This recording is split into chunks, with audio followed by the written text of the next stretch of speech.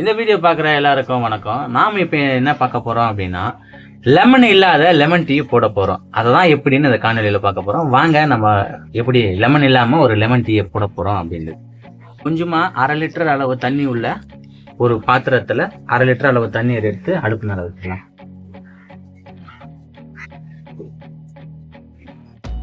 இப்போ தண்ணீர் நல்லா கொதிக்குது. இப்போ கொஞ்சமாக நம்ம டீ தூளை கொஞ்சம் சேர்த்துக்கலாம்.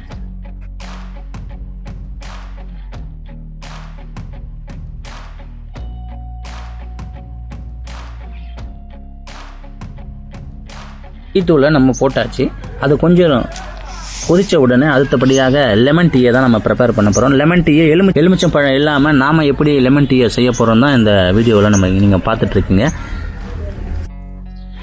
இதுதான் லெமன் கிராஸ். இந்த லெமன் கிராஸ் ரொம்ப நறுமணமாகவும் ரொம்ப அருமையாகவும் நம்ம மாடி தோட்டத்திலே வளர்ந்த லெமன் கிராஸை தான் நம்ம பார்க்குறோம்.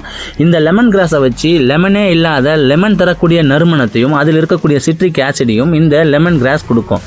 அதுதான் நம்ம லெமனே இல்லாமல் லெமன் கிராஸை வச்சு லெமன் டீயை செய்கிறோம்.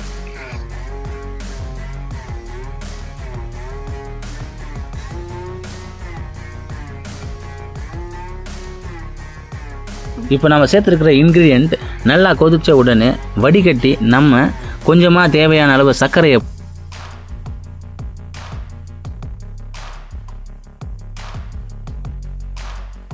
வந்துட்ட பிறகு கடைசியாக இறக்கிறதுக்கு முன்னாடி நம்ம கிட்ட இருக்கக்கூடிய இஞ்சியை கொஞ்சம் அதில் துவிக்கலாம்.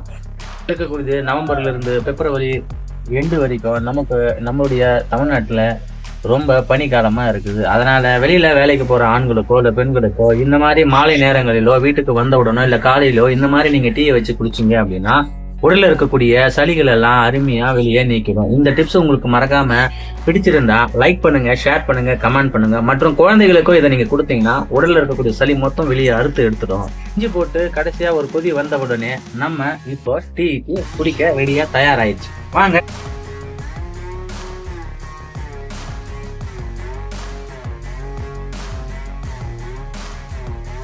இந்த மாதிரி பனிக்காலத்தில் மாலை நேரத்தில் இந்த மாதிரி நீங்கள் வச்சு டீ வச்சு குடிச்சிங்கன்னா சும்மா எப்படி இருக்குன்னு தெரியுமா?